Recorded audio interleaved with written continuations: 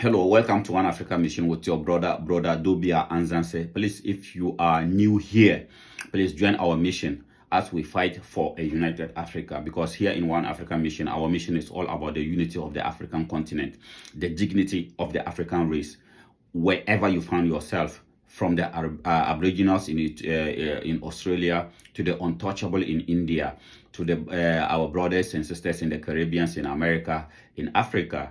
The only way we can have our dignity as a race is to unite the continent of Africa. If Africa is united, if Africa is respected, just as Marcus Mosiah Garvey said, then the black people all over the world will be respected.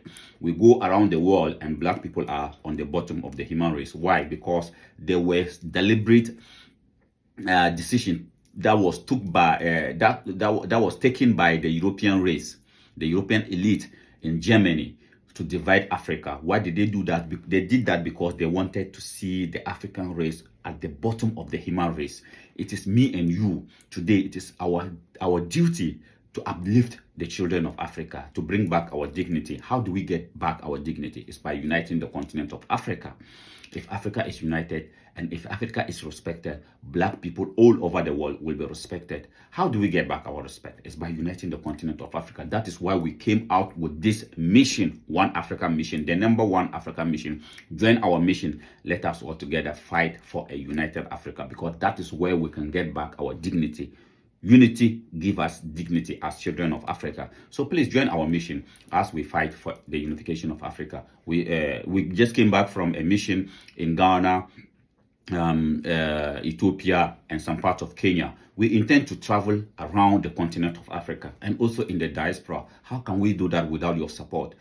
The only way you can support us is by subscribing to our YouTube channel and sharing what we are doing. If you appreciate what we are doing, if you want a better Africa, not just for yourself, but for the next generation of Africans, then please subscribe to our YouTube channel. Join our mission. The Zion training is here.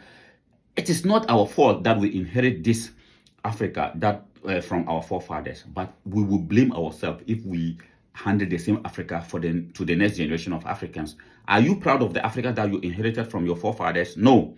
They tried their best. They couldn't achieve a dignified Africa for us. But we cannot. We dare not handle the same Africa to the next generation of Africans. So please, let us come together and fight for a united Africa. That is where we can get dignity as children of Africa. So please, I thank you very much for coming around.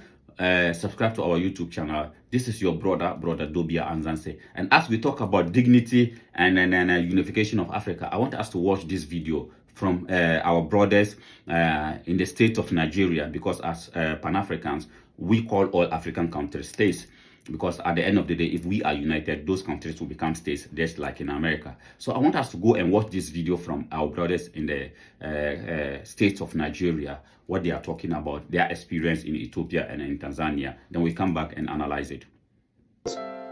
Take a good look at this passport, this green passport, Nigerian passport. Take a good look at it.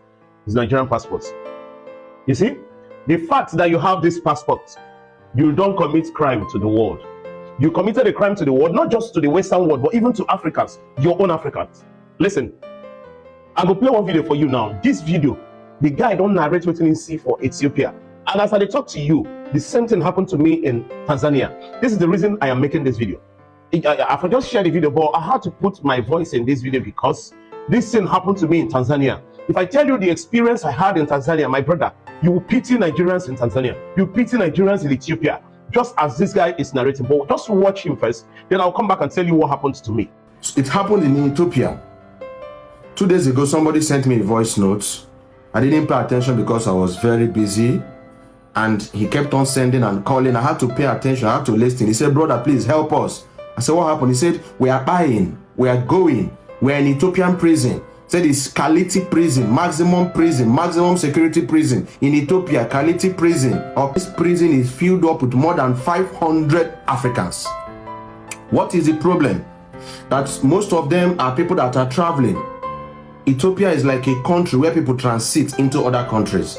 Myself, I have passed through Ethiopia when going to Seychelles, passed through Ethiopia when coming back to Nigeria. So I know that particular, it's a very, very big airport in Addis Ababa. I think it's Bole Airport, Addis Ababa, Ethiopia. That once you are... So yes, our two brothers are talking about their experience in Nigeria, in Ethiopia, and also in Tanzania, how Nigerians are being treated. If you are the other brother said, if you are holding this green passport, it makes you a criminal everywhere in the world, and also in our own continent, Africa. First of all, this is the reason why we are fighting for one passport. If we have one passport, your passport will not be a crime when you are holding it as a Nigerian or as a Tanzanian or as a Ghanaian or as a Namibian. That is why. So my two brothers join one African mission. Let us fall for one. Let us fight for one passport. We need that as African children. We need one passport. But yes, my brothers, let us be honest as Nigerians. I'm speaking as a Nigerian today. Let us for once accept the fact that holding a Nigerian passport doesn't make you a criminal. But being a criminal in another man's country makes you a criminal. Why am I saying that? I'm saying that it's because everywhere in the world, we as Nigerians, there are good Nigerians and all over the world. People are saying it. We are not the ones. We as Nigerians are not the ones saying it. People are saying it that we are one of the smartest people in the world. But there are equally criminals. There are some elements who are tarnishing the image of Nigeria. And we must admit it. I don't know why, for some reason, we don't want to admit that there are people who are tarnishing our image as people of Nigeria. All over the world, people respect us. In Europe, in America, people respect us because we are so intelligent, we are so smart. People respect us. But there are people who are hiding under we, the good people, and they are doing criminal stuff. And when laws of countries are dealing with them, and these people think that they are so entitled that they can leave Nigeria, what they are doing in Nigeria, they can leave Nigeria and go to other countries and do the same thing and think that laws of those countries will not deal with them. And when laws of those countries are dealing with them, they are calling on us, the good ones, to defend them. Everywhere you go, or anytime, all the time, you see them doing videos in India, in Pakistan, in Afghanistan, in Kenya. They are doing videos. Oh, see how they are treating us Nigerians. See, people hate us. Nobody hates us as Nigerians. I'm telling you, people respect us as Nigerians. People respect us and people love us. Why? Because we are so smart. People respect us. But the reality is that there are elements among us, the good ones, who everywhere they go, they disrespect countries' laws. They don't want to honor or they don't want to respect countries' laws. Let me tell you, as an example, these brothers are talking about Ethiopia. I give thumbs up to the Ethiopian Security Service. I was in Ethiopia just in November 2023. I was there. I was not supposed to take Phantom 4 drone to Ethiopia. Phantom 4 drone, because Phantom 4 drone at this particular point in time is not allowed to be taken to Ethiopia. I didn't know. Ignorantly, I took it to Ethiopia with my crew, one African mission crew. We took it to Ethiopia. We didn't know. And when we took it there, we went to the Friendship Park. Anybody who know Ethiopia, Addis Ababa very well, will know Friendship Park. We took it there. We wanted to fly it because Addis Ababa, my brothers, is so beautiful. Ethiopia is so beautiful. I'm calling upon my people in Ethiopia. Let us put aside our differences and develop Ethiopia. Ethiopia is so beautiful. We took it to the Friendship Park. And the security officers at the Friendship Park told us, no, brothers, you cannot fly this drone here because this drone, the Friendship Park is close to the Prime Minister's office, residence. So you cannot fly it here. We respected their decision. We said, okay, fine. Take the drone. When we are going out of the Friendship Park, you can give it back to us. The security guy looked like a Nigerian. That tells you that we are one people as Africans. The security guy said, oh, you can go around, do whatever you want, take videos, make interviews, take pictures, but the drone, you cannot fly it. We respected that because this is not where we were born. Even though we are Africans, we are Ethiopians, we respected their decision. Then we give them the drone and then we move out. The next day, I told my friend from Ethiopia, Moody, I told them, let's take it to the National Security Agency to register it so that we can fly it in Addis Ababa. We took it there. The National Security Agency told us that you are not even supposed to bring this drone, Phantom 4 drone Pro, You are not supposed to bring it to this country, not to talk of flying it. They wanted to seize it. When they asked me, what is your mission here? I said, our mission is about the unity of Africa. We are missionaries, and we came here as missionaries. Our mission is about the unification of Africa. The boss of, and I say thank you to the Ethiopian Security Agency. The boss of this department said to me, I love what you guys are doing. This is the only way Africa, we can have our freedom. So please take the drone, but make sure you don't fly it in Ethiopia. I said, please, sir, we will not fly it as long as it is not allowed to be flown here in Ethiopia. He said, okay, fine, I give it to you. This is how you respect people's laws, people's country, sovereignty of countries. So we took it, we went out. And when we were leaving Ethiopia on the 26th of November, the immigration officers at the airport, they stopped us, the security. They said, you have 4 drone in Ethiopia? You are not supposed to bring it here. How did you bring it? Long talk, but I'm just trying to make it short and tell my brothers that having a Nigerian passport doesn't make you criminal. But as a criminal, even if you are a citizen of Ethiopia, the laws of Ethiopia will not leave you. But we as Nigerians think that we are so entitled that we can go to other people's country and do whatever we want and expect the laws to leave us scot-free. No, it doesn't work like that. So if you are leaving Nigeria, please leave whatever habit you have in Nigeria. Go and be a good foreigner in somebody's country, and they will respect you, because we are not the only people in the world. In South Africa, we are complaining. In Namibia, we are complaining. In Kenya, we are complaining. In Ghana, we are complaining. In Ethiopia, we are complaining. Why? So as I said, we got to the airport. When we were leaving, the security, they stopped us. They took the drone, they took all their checks and their checks. And at the end of the day, they said to me, what do you people come here to do? I said, we are missionaries. We are on a mission. We explained our mission to them. And you know what? The chief security, the boss among the security, he said to me, I want to join your mission. He gave me his number. He said to me, anytime you want to come to Ethiopia, call me. Whatever you want to do, I will assist you to do it. That is how you do. You speak to people with respect. But for some reason, we as Nigerian people think that because we are the giant of Africa, we have this kind of entitlement mentality. We are so entitled that we can do anything that we want anywhere in the world and go scot-free. It doesn't work like that. So please stop crying victims. We should stop crying all the time. Everywhere you go, all the time, we Nigerians crying victims. But the reality is that we must do self-retrospection. We must ask ourselves, how come people are always targeting us? There must be some elements who are tarnishing the image of Nigeria.